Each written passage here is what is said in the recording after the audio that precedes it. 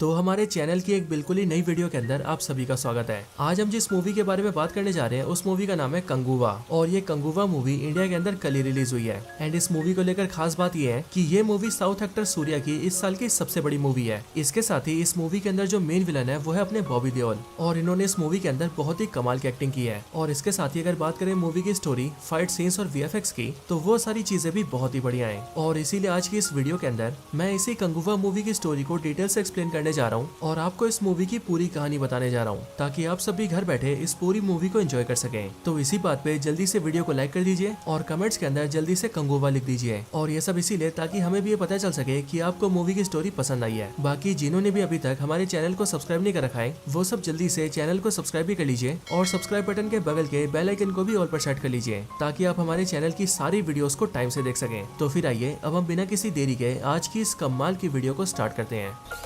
Zombie apocalypse.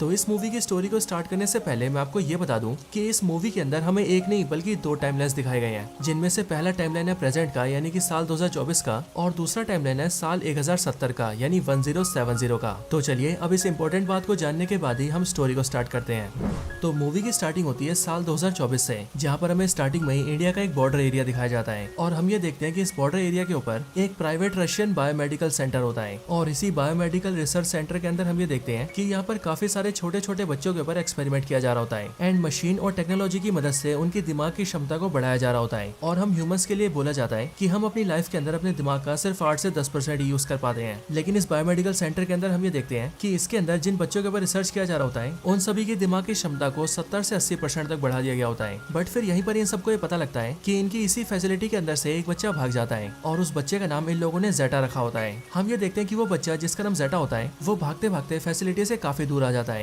लेकिन जैसे इन लोगों को ये पता लगता है कि एक बच्चा भाग गया है वैसे उस फैसिलिटी के बहुत सारे गार्ड्स और सोल्जर्स उस बच्चे का पीछा करते हैं एंड उसे पकड़ने की कोशिश करते हैं। लेकिन वो छोटा बच्चा भागकर काफी दूर आ जाता है और फिर वो ये देखता है कि उसके सामने से एक ट्रेन जा रही है, इसीलिए वो जल्दी से उस ट्रेन को पकड़ लेता है और उस ट्रेन में बैठकर वहां से निकल जाता है। लेकिन जब ये बच्चा ट्रेन के अंदर आ जाता है तब हम इस बात को नोटिस करते हैं कि वो बच्चा ट्रेन के अंदर से कोयला उठाता है और उसकी मदद से सीधा एक्टर सूर्या की तस्वीर बना देता है। एंड फिर यहाँ से हमें पता लगता है कि ये छोटा बच्चा एक्टर सूर्या को जानता है और वो इस टाइम पर सूर्या की तलाश भी कर रहा है। अब इसके बाद ही सीन शिफ्ट होता है और इसके अगले सीन के अंदर हम सीधा गोवा सिटी को देखते हैं। यहाँ गोवा सिटी के अंदर हम एक्टर सूर्या से मिलते हैं जो कि इस मूवी के मेन हीरो है। यहाँ पर हमें पता लगता है कि मूवी के अंदर इनका नाम फ्रांसिस है और ये फ्रांसिस एक बाउंटी हंटर होता है, यानी कि ऐसा आदमी जो कि कुछ पैसों के लिए क्रिमिनल्स को पकड़ता है। यहाँ फ्रांसिस के साथ उसका एक दोस्त भी होता है जिसका नाम होता है कोल्ट 95 एंड फ्रांसिस और उसका ये दोस्त दोनों मिलकर गोवा पुलिस कमिश्नर के कहने पर बाउंटी हंटर्स का काम करते थे और उनके लिए क्रिमिनल्स को पकड़ते थे। अब यहीं पर ही हम मूवी की हीरोइन से भी मिलते हैं जो कि है एक्ट्रेस दिशा पटानी और इनका मूवी के अंदर नाम होता है एंजेलिना। हम ये जानते हैं कि एंजेलिना भी फ्रांसिस की तरह ही बाउंटी हंटर होती है और पहले तो ये फ्रांसिस की दोस्त होती है बट कुछ टाइम पहले फ्रांसिस और एंजेलिना का झगड़ा हो गया होता है जिस वजह से प्रेजेंट टाइम के अंदर ये दोनों एक दूसरे से नफरत करते हैं। अब इसके बाद ही हम ये देखते हैं कि जो पुलिस कमिश्नर होता है वो फ्रांसिस और एंजेलिना दोनों से अलग अलग मिलता है एंड वो दोनों से क्रिमिनल को पकड़ने के लिए कहता है और वो उनसे कहता है कि अगर उन्होंने उसे पकड़ लिया तो वो उसे इस काम के 15 लाख देगा। अब इसके बाद हम ये देखते हैं कि जो फ्रांसिस होता है वो अपने दोस्त के साथ जल्दी से उस क्रिमिनल को पकड़ लेता है। लेकिन जब वो उसे अपने साथ ले जा रहा होता है तब उसी टाइम पर वो क्रिमिनल अपनी जेब से बंदूक निकाल लेता है। लेकिन बंदूक देखकर फ्रांसिस उससे उसकी बंदूक छीनने की कोशिश करता है जिस वजह से गलती से बंदूक चल जाती है एंड वो क्रिमिनल गलती से अपनी बंदूक से खुद को ही मार लेता है। बट ये देखकर फ्रांसिस और उसका दोस्त डर जाते हैं और इसीलिए वो लोग वहाँ से निकलने लगते हैं। लेकिन फिर तभी फ्रांसिस ये नोटिस करता है कि वहाँ पर उन दोनों को एक छोटे बच्चे ने देख लिया है और ये छोटा बच्चा असल में जेटा होता है जो कि फ्रांसिस को ढूंढता हुआ यहाँ पर आ गया था। लेकिन फ्रांसिस उसे इग्नोर करता है और वो अपने दोस्त के साथ वहाँ से भाग जाता है। अगले दिन फ्रांसिस न्यूज में देखता है कि उस क्रिमिनल के मरने की खबर हर जगह आ चुकी है। इसके साथ ही इसी टाइम पर फ्रांसिस को कमिश्नर का फोन भी आता है जो कि उसे बताते हैं कि उस क्रिमिनल का जो बड़ा भाई है वो बहुत बड़ा डॉन है और अब वो भी ये जान चुका है कि उसका छोटे भाई को किसी ने मार दिया है। इसके साथ ही उसे ये भी पता लग गया है कि उसके भाई को जिसने भी मारा है उसे एक छोटे से बच्चे ने देख लिया है और इसीलिए वो इस टाइम पर उस छोटे बच्चे को ढूंढ रहा है। अब ये बात जानकर फ्रांसिस थोड़ा सा डर जाता है बट फिर इसके बाद ही फ्रांसिस को ये पता लगता है कि वो छोटा बच्चा एंजेलिना को मिल गया है और इस टाइम पर वो एंजेलिना के घर में ही है। और फिर इसके लिए फ्रांसिस अपने फ्रेंड के साथ सीधा एंजेलिना के घर जाता है और वहाँ पर आकर उस बच्चे को लेकर अपने साथ गाड़ी में ले जाता है और फ्रांसिस ये डिसाइड करता है कि वो इस बच्चे को कुछ दिन अपने साथ रखेगा ताकि मर्डर का मामला जल्दी से ठंडा हो जाए। लेकिन जब फ्रांसिस उसे अपने साथ गाड़ी में ले जा रहा होता है तभी रास्ते में उस बच्चे की यानी कि जेटा की तबीयत खराब हो जाती है और इसीलिए फ्रांसिस उसे जल्दी से हॉस्पिटल ले जाता है। लेकिन हॉस्पिटल के अंदर जैसे ही डॉक्टर जेटा को चेक करती है वैसे उसे कुछ गड़बड़ लगती है और इसीलिए अपने चेकअप को कंप्लीट करके वो फ्रांसिस को बुलाती है एंड फिर वो उसे बताती है कि इस बच्चे का किसी ने सर खोला हुआ है और इसके सर को खोलकर किसी ने इसके ब्रेन के साथ छेड़खानी की है। हालांकि इसके आगे डॉक्टर फ्रांसिस से कहती है कि वो इस बच्चे को कल चेकअप के लिए फिर से लेकर आए क्योंकि कल के दिन वो अपने सीनियर के साथ उसका चेकअप करेगी। अब इसके बाद ही फ्रांसिस उस बच्चे को लेकर घर आता है, लेकिन घर आकर उसे पता लगता है कि उस बच्चे को बहुत भूख लगी है और फिर इसीलिए वो उसे सीधा रेस्टोरेंट ले जाता है और वहाँ पर वो उस बच्चे को खाना खिलाने लगता है। लेकिन फिर उसी टाइम पर हमें पता लगता है कि उस मरे हुए क्रिमिनल का बड़ा भाई जो कि डॉन था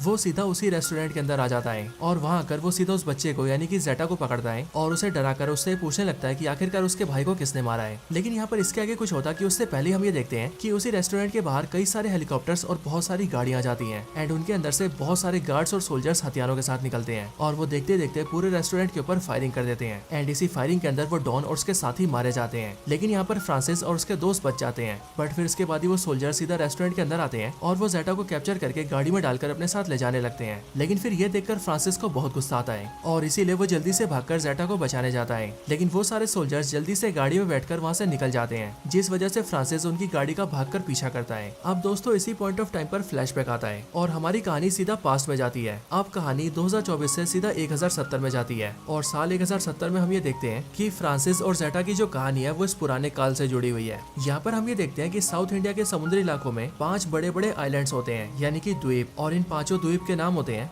मंडियारू, वेंडाकू, मोक्काडू, अराथी और पेरुमाची। और हमें पता लगता है कि इन 5 द्वीप के अंदर जो भी लोग रहते हैं वो सभी काफी ज्यादा स्किल्ड और काफी ज्यादा पावरफुल है और इन्हीं 5 द्वीप में से जो अराथी और पेरुमाची है वो तो बहुत ही ज्यादा पावरफुल, बहादुर और लड़ाई में एक्सपर्ट है। लेकिन फिर एक दिन समुद्र में इन 5 द्वीप के पास कई सारे जहाज आते हैं और फिर वहाँ पर हमें पता लगता है कि ये असल में रोमन साम्राज्य का सम्राट है जिसने की बारी बारी करके दुनिया के बहुत सारे इलाके जीत लिए हैं। लेकिन अब वो अपने 25,000 सैनिकों के साथ सीधा भारत पर कब्जा करने आया है। लेकिन वो ये नोटिस करता है कि भारत में घुसने से पहले उसे इन 5 द्वीपों से होकर गुजरना होगा। अब इन्हीं 5 आइलैंड्स के ऊपर हमला करने और इनसे लड़ने से पहले ये रोमन साम्राज्य का सम्राट वहीं पर रहने वाले एक आदमी को पकड़ता है एंड हमें पता लगता है कि उस आदमी का नाम कोडुवा है। ये कोडुवा रोमन साम्राज्य के सम्राट को सब कुछ बताता है। वो उससे कहता है कि इन 5 द्वीप के जो लोग हैं वो काफी ज्यादा पावरफुल हैं। लेकिन इन सब में से भी जो ये पेरुमाची द्वीप है इसके अंदर तो सबसे ज्यादा योद्धा रहते हैं और ये सारे योद्धा किसी से नहीं डरते हैं। इसीलिए अगर रोमन साम्राज्य ने उनके ऊपर हमला किया तो वो सब इन सारे 25,000 सैनिकों को बड़े आराम से मार देंगे। अब ये बात सुनकर रोमन साम्राज्य का जो सम्राट होता है वो कोडुवा से मदद मांगता है और वो उसे बदले में कई सारे सोने के सिक्के देता है। और अब क्योंकि कोडुवा एक बहुत ही लालची इंसान होता है इसीलिए वो सोने के सिक्कों के बदले में रोमन साम्राज्य के सम्राट से कहता है कि वो रोमन साम्राज्य का साथ देने के लिए राजी है। ये बात सुनकर जो सम्राट होता है वो कोडुवा को पेरुमाची जाने के लिए कहता है और वहाँ जाकर वो पेरुमाची को डिस्ट्रॉय करने के लिए कहता है ताकि वो रोमन सम्राट बड़ी आसानी से पेरुमाची पर कब्जा कर सके। अब इसके बाद ही हम ये देखते हैं कि कोडुवा का ये प्लान होता है कि वो पेरुमाची जाकर अपने दिमाग का इस्तेमाल करके वहाँ के हजारों सैनिकों को मार देगा ताकि पेरुमाची साम्राज्य बहुत ज्यादा कमजोर हो जाए और रोमन सम्राट उस पर कब्जा कर ले। अब ऐसा करने के लिए कोडुवा अपनी बीवी और अपने बेटे के साथ सीधा पेरुमाची जाता है और उसकी फैमिली को देखकर हमें पता लगता है कि कोडुवा के बेटे का नाम पूर्वा होता है और यही पूर्वा प्रेजेंट टाइम के अंदर जेटा है, वही जेटा जिसे बचाने की कोशिश फ्रांसिस कर रहा है। अब आगे हम ये देखते हैं कि कोडुवा अपनी फैमिली को लेकर यहाँ आता है और वो सीधा पेरुमाची के राजा से मिलता है एंड वो पेरुमाची के राजा से बोलता है कि विदेश से एक बहुत ही बड़ा राजा आया है और उस राजा ने पेरुमाची के लोगों के बारे में काफी अच्छी बातें सुनी है। उसने ये सुना है कि यहाँ के लोग काफी बहादुर और ताकतवर हैं एंड वो लोग हथियार बनाने में भी बहुत ही एक्सपर्ट है और इसीलिए वो विदेशी राजा ही चाहता है कि पेरुमाची के लोग हथियार बनाने में उसकी मदद करें ताकि वो अपने लिए कई सारे पावरफुल हथियार बना सके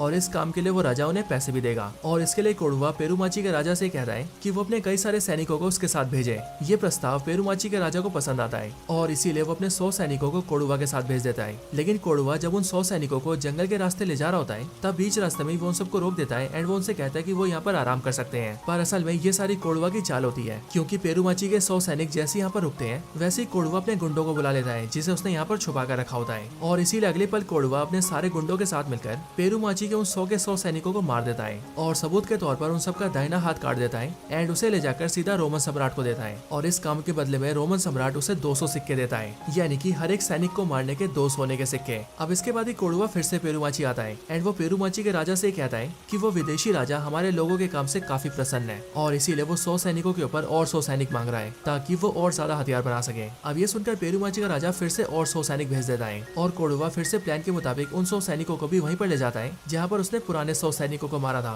लेकिन यहाँ पर हम ये देखते हैं कि पेरुमाची के इन 100 सैनिकों में से एक सैनिक ऐसा होता है जिसका दाहिना हाथ कटा होता है और फिर यहाँ पर हमें फ्लैशबैक दिखता है जिससे हम ये जानते हैं कि जब कोडुवा ने सारे 100 सैनिकों को धोखा देके उन सबको मारा था तब वहाँ पर ये एक सैनिक उन सबसे बचकर भाग गया था, लेकिन उससे बचने से पहले उसने अपना दाहिना हाथ काटकर वहीं पर छोड़ दिया था ताकि कोडुवा के 100 हाथों की गिनती कम ना हो। और अब इसीलिए इसका मतलब यही है कि पेरुमाची के लोग कोडुवा की सच्चाई जान चुके हैं और इसीलिए ये 100 सैनिक यहाँ पर जानबूझकर आए हैं। अब इसके बाद ही हम ये देखते हैं कि यहीं पर एंट्री होती है सूर्या की, जिसका इस टाइम में नाम होता है कंगुवा और ये कंगुवा पेरुमाची का राजकुमार होता है और इसीलिए कंगुवा यहाँ पर कोडुवा और उसके सारे साथियों को बहुत बुरी तरह से मारता है। लेकिन कोडुवा के सारे गुंडों को मारकर वो कोडुवा को जिंदा पकड़ता है और उसे वापस पेरुमाची लाकर सबके सामने जला देता है। लेकिन जब कोडुवा जलकर मर रहा होता है तब उसी टाइम पर पेरुमाची के सारे लोग ये डिमांड करते हैं कि कोडुवा के साथ साथ उसकी वाइफ और उसके बेटे को भी जलाकर मार दिया जाए। बट ये बात सुनकर कोडुवा की वाइफ काफी डर जाती है और इसीलिए वो अपने बेटे पूर्वा को लेकर कंगुवा के पास आती है और उससे वचन मांगती है कि कंगुवा उसके बेटे पूर्वा की हिफाजत करेगा। और फिर ये बोलकर वो अपने बेटे पूर्वा को कंगुवा को सौंप देती है और वो खुद भी आग में कूदकर अपनी जान दे देती है। लेकिन फिर इसके बाद ही सारे लोग पूर्वा को भी मारने की कोशिश करते हैं, लेकिन कंगुवा उन सबको ऐसा करने से रोक देता है और वो सभी से कहता है कि पूर्वा आज से उसका बेटा है, इसीलिए वो किसी को भी पूर्वा को मारने नहीं देगा। इसके साथ ही कंगुवा अपने सारे लोगों से ये भी कहता है कि कोडुवा ने जो किया उसकी गलती की सजा सिर्फ उसे मिलेगी, उसके परिवार को बिल्कुल भी नहीं। और फिर ये सब करके कंगुवा पूर्वा को बचा लेता है और फिर उस दिन से वो पूर्वा को अपने बेटे की तरफ पालने लगता है। अब हालांकि ये सब होने के बाद ही जो रोमन सम्राट होता है वो ये नोटिस करता है कि उसने कोडुवा के साथ जो प्लान बनाया था वो फेल हो गया है एंड इसीलिए पेरुमाची को जीतने के लिए उसे कुछ और करना होगा। अब इसके लिए वो उन्हीं 5 द्वीप में रहने वाले एक लोकल की मदद लेता है जो कि कोडुवा की तरह ही काफी लालची होता है और उसकी मदद से रोमन सम्राट को ये पता लगता है कि अगर रोमन सम्राट पेरुमाची को हराना चाहता है तो उसे इस काम में अराथी की मदद लेनी होगी और अराथी भी पेरुमाची की तरह एक दूसरा द्वीप है और इस द्वीप के लोगों के लिए ये कहा जाता है कि पेरुमाची के योद्धा जितने ताकतवर है उतने ताकतवर यहाँ के योद्धा भी है। इसके साथ ही वो आदमी रोमन सम्राट को ये भी बताता है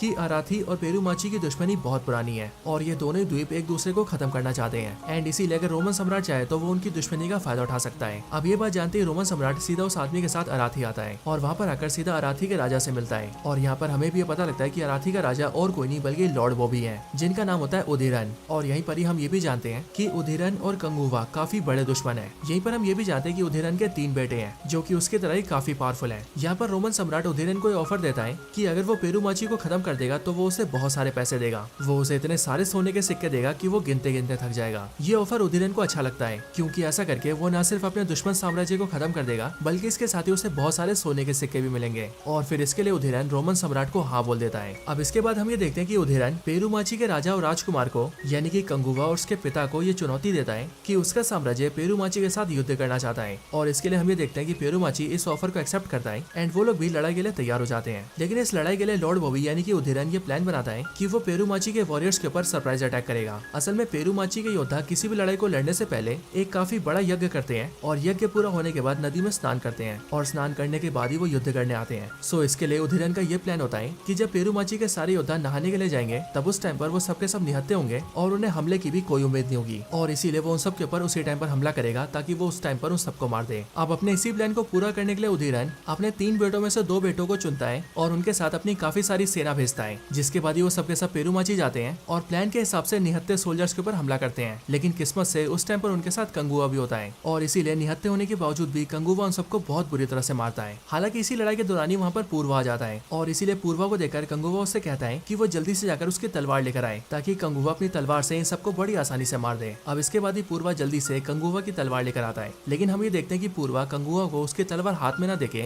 बल्कि सीधा उसके सीने में घुसा देता है, यानी कि पूर्वा कंगुआ को धोखा देता है और कंगुआ पर हमला करते हुए वो उससे कहता है कि उसके और उसके लोगों की वजह से उसके माता पिता मर गए हैं और इस बात को वो आज तक नहीं भूला है एंड इसीलिए वो कंगुआ को मारकर आज उससे अपना बदला पूरा करेगा। लेकिन अब क्योंकि पूर्वा है तो एक छोटा सा बच्चा ही, इसीलिए कंगुआ उसके हमले से नहीं मरता है, लेकिन फिर वो जल्दी से अपनी तलवार को अपने हाथ में लेता है और फिर कंगुआ उदीरन के भेजे हुए सारे लोगों को मार देता है और वहाँ पर जो उसके 2 बेटे आए थे उन दोनों को भी मार देता है। इसके बाद ही कंगुआ अपने सारे लोगों के साथ अपने पेरुमाची गाँव में वापस आता है। लेकिन यहाँ पर जैसी पेरुमाची के लोगों को ये पता लगता है कि पूर्वा ने कंगुआ को धोखा दिया है, वैसे ही सब लोग ये डिमांड रखते हैं कि पूर्वा को भी जान से मार दिया जाए। लेकिन कंगुआ पूर्वा को मरने से बचा लेता है, पर कंगुआ के जो पिता होते हैं यानी कि राजा, वो पूर्वा को काले जंगल में जाने की सजा देते हैं और काला जंगल बेसिकली इनके गाँव के पास का एक ऐसा जंगल होता है जहाँ पर बहुत ही खतरनाक जानवर रहते हैं और पूर्वा को ये सजा इसलिए दी जाती है ताकि वो उस जंगल में सर्वाइव न कर पाए और मारा जाए। लेकिन जैसी पूर्वा को ये सजा दी जाती है वैसी कंगुवा अपने पिता से बोलता है कि अगर पूर्वा को काले जंगलों में भेजा जाएगा तो वो भी उसके साथ जाएगा। और फिर ये बोलकर कंगुवा पूर्वा को लेकर उसी काले जंगल में जाता है। यहाँ इस काले जंगल के अंदर हम ये देखते हैं कि पूर्वा पर कई सारे संकट आते हैं, लेकिन कंगुवा उसे सारे संकटों से बचा लेता है और इसके साथ ही वो पूर्वा की बहुत हिफाजत भी करता है। लेकिन तब भी पूर्वा कंगुवा से बहुत गुस्सा रहता है और वो हमेशा उससे दूर जाता है। और फिर इसके लिए कंगुवा पूर्वा से कहता है कि मैंने तुम्हारी माँ को ये वादा किया था कि मैं हर हाल में तुम्हारी हिफाजत करूंगा और इसीलिए मैं अपने वादे को पूरा कर रहा हूँ। लेकिन हाँ पूर्वा, अगर तुम मुझे मारना चाहते हो तो तुम मुझे मार सकते हो, लेकिन असल में अभी उदीरन अपनी सेना को लेकर मेरे लोगों पर हमला करने आ रहा है और इसीलिए मुझे इस जंग को लड़ना भी होगा और अपने लोगों को बचाना भी होगा। लेकिन पूर्वा, मैं तुमसे ये वादा करता हूँ कि एक बार जैसी ये जंग खत्म हो जाएगी वैसी मैं खुद से तुम्हारे पास आऊंगा और फिर तुम मुझे जान से मार देना ताकि तुम्हारा बदला पूरा हो जाए। और ये मेरा वचन है पूर्वा। आप कंगुवा की इन बातों को सुनकर और उसके मन में अपने लिए प्रेम को देखकर पूर्वा को भी अच्छा लगता है और इसीलिए उसके मन के अंदर कंगुवा को लेकर जो नफरत होती है वो उसे मिटा देता है। हालांकि इधर दूसरी साइड हम ये देखते हैं कि जैसी उदीरन को उसके दोनों बेटों के मरने की खबर पता लगती है वैसी वो बहुत ज्यादा गुस्सा हो जाता है। लेकिन फिर उसी टाइम पर उदीरन का जो तीसरा बेटा होता है वो उदीरन को ये वादा करता है कि अब वो जाकर सबको मार देगा और इसके लिए वो अपनी काफी बड़ी सेना लेता है और वो सीधा जाकर पेरूमाची की औरतों पर हमला करता है। लेकिन अब क्योंकि पेरूमाची की औरतें भी काफी वीर होती हैं, इसीलिए वो उदीरन के तीसरे बेटे और उसके बाकी सारे सैनिकों को मार देती हैं। अब उदीरन को जैसे ये पता लगता है कि उसके तीनों बेटे मारे गए हैं वैसे वो गुस्से में आग बबूला हो जाता है और फिर इसके लिए वो ये डिसाइड करता है कि अब वो खुद ही अपनी सेना लेकर जाएगा और पेरूमाची को बर्बाद करके कंगुवा को भी जान से मार देगा। और अब इसके लिए वो सबसे पहले कंगुवा के फादर को अकेला पकड़ता है जो कि पेरूमाची के राजा होते हैं एंड उन्हें पकड़कर वो जान से मार देता है। लेकिन पेरूमाची के राजा यानी कि कंगुवा के पिता अपने मरने से पहले अपने बास के जरिए अपने बेटे कंगुवा को संदेश भेज देते हैं और उसे इस युद्ध के बारे में सब बता देते हैं कि उदीरन उन सब पर हमला करने आ रहा है और इसके साथ ही साथ वो कंगुवा को नया राजा भी घोषित कर देते हैं। इधर कंगुवा को भी जैसी खबर मिलती है कि उसके पिता मारे गए हैं और उदीरन उसके साम्राज्य पर हमला करने आ रहा है वैसी वो युद्ध के लिए सारी तैयारियां कर लेता है।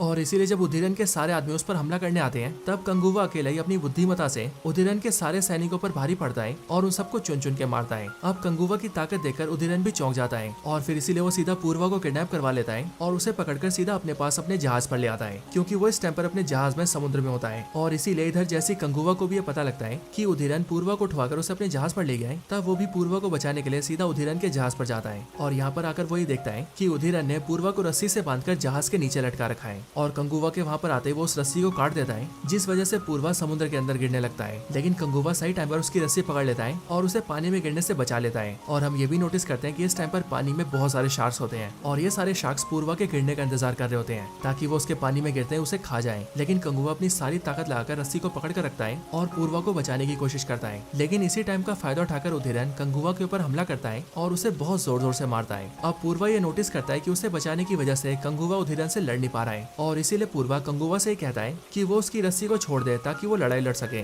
लेकिन कंगुवा ऐसा नहीं करता है एंड फिर इसके लिए हम ये देखते हैं कि पूर्वा अपनी रस्सी को खुद से काट लेता है और खुद को पानी के अंदर गिरा लेता है जिसके बाद शार्क्स उसे खा जाते हैं। और पूर्वा ऐसा इसीलिए करता है ताकि कंगुवा उसको बचाने की बजाय खुद को और अपने लोगों को बचाए। और इसके बाद होता कुछ ऐसा ही है क्योंकि हम ये देखते हैं कि पूर्वा के पानी में गिरने के बाद ही कंगुवा को बहुत ज्यादा गुस्सा आता है एंड फिर इसीलिए वो उदीरन को बहुत बुरी तरह से मारता है और उसे जान से मारकर खत्म कर देता है। अब वैसे इसी टाइम पर कहानी प्रेजेंट में आती है और हमें प्रेजेंट और पास्ट दोनों के सीन्स मिलाकर दिखाए जाते हैं एंड इसीलिए प्रेजेंट टाइम के अंदर भी हम ये देखते हैं कि फ्रांसिस जो कि जेटा को बचाने जा रहा था वो उसे बचाने के लिए उसके काफी करीब आ जाता है। लेकिन वो ये देखता है कि सोल्जर्स जेटा को लेकर सीधा एक प्लेन में घुस जाते हैं। लेकिन फ्रांसिस भी पीछा करते हुए सीधा प्लेन में आ जाता है और वो अंदर के सारे सोल्जर्स को मार देता है और वो इस तरह से जेटा को बचाकर छुड़ा लेता है। और इसीलिए हम ये देखते हैं कि पास्ट टाइम के अंदर कंगुवा उदीरन को मारकर जंग जीत लेता है और प्रेजेंट टाइम के अंदर फ्रांसिस जेटा को बचाने में कामयाब हो जाता है। लेकिन फिर इसके बाद ही पास्ट टाइम के अंदर हम ये देखते हैं कि उदीरन के अराथी साम्राज्य के अंदर उदीरन के मरने की वजह से लोग काफी दुखी होते हैं क्योंकि अब न सिर्फ उदीरन मर चुका था बल्कि उसके तीनों बेटे भी मर चुके थे। लेकिन फिर उसके बाद ही वहाँ पर एंट्री होती है एक और आदमी की एंड इस आदमी का नाम होता है रक्तासन और हमें पता लगता है कि ये भी उदीरन का ही बेटा है। लेकिन असल में रक्तासन उदीरन और एक दासी का बेटा है और इसी वजह से उदीरन ने रक्तासन को कभी भी राजकुमार नहीं बनाया था। लेकिन अब क्योंकि उदीरन और उसके तीनों राजकुमार मारे गए थे इसीलिए अब रक्तासन अराथी का नया राजा बनता है और ये अपने फादर से भी ज्यादा पावरफुल और ज्यादा खूंखार होता है एंड इसीलिए राजा बनते ही वो ये कसम खाता है कि अब वो कंगुवा को मारकर अपने पिता की मौत का बदला लेगा। लेकिन फिर इसी टाइम पर कहानी प्रेजेंट में आती है और फिर प्रेजेंट में हम उस आदमी से मिलते हैं जो कि जेटा पर होने वाले एक्सपेरिमेंट का जिम्मेदार होता है यानी कि वो आदमी जो कि सारे बच्चों पर एक्सपेरिमेंट करवा रहा था। और हम ये जानते हैं कि ये आदमी वही आदमी होता है जो कि पास्ट में रक्तासन था और इसीलिए जैसे इसके गार्ड्स इसे बताते हैं कि किसी अनजान आदमी ने आकर उनके सारे गार्ड्स को मारकर जेटा को बचा लिया है वैसे वो अपने सीसीटीवी के जरिए फ्रांसिस को देख लेता है। लेकिन सबसे शॉकिंग बात तो ये होती है कि यहाँ फ्रांसिस को देखकर वो कहता है कि ये कंगुवा है जिसका मतलब दोस्तों ये जो रक्तासन है वो प्रेजेंट टाइम के अंदर भी कंगुवा को जानता है, लेकिन आखिरकार ये कैसे पॉसिबल है, अब वो आगे क्या करने वाला है और आखिरकार पास्ट टाइम में कंगुवा और रक्तासन की लड़ाई में क्या हुआ था, ये सारी चीजें हमें इसके अगले पार्ट में पता लगेंगी। क्योंकि दोस्तों इसी मूवी के फिनाले में इस बात को अनाउंस कर दिया जाता है कि अब कंगुवा के बाद कंगुवा का पार्ट 2 भी आएगा एंड उस मूवी के अंदर इसके आगे की स्टोरी को कंटिन्यू किया जाएगा। अब वैसे दोस्तों आपको इस मूवी की स्टोरी कैसी लगी ये आप मुझे कमेंट्स के अंदर जरूर बताना, और अगर आपको ये वीडियो पसंद आई हो तो वीडियो को लाइक करना और कमेंट्स के अंदर कंगुवा जरूर लिखना। तो बस आज की इस वीडियो में इतना ही, इस वीडियो को यहीं पर एंड करते हैं। मैं मिलता हूँ आपसे ऐसी किसी और बेहतरीन वीडियो में, तब तक के लिए गुड बाय।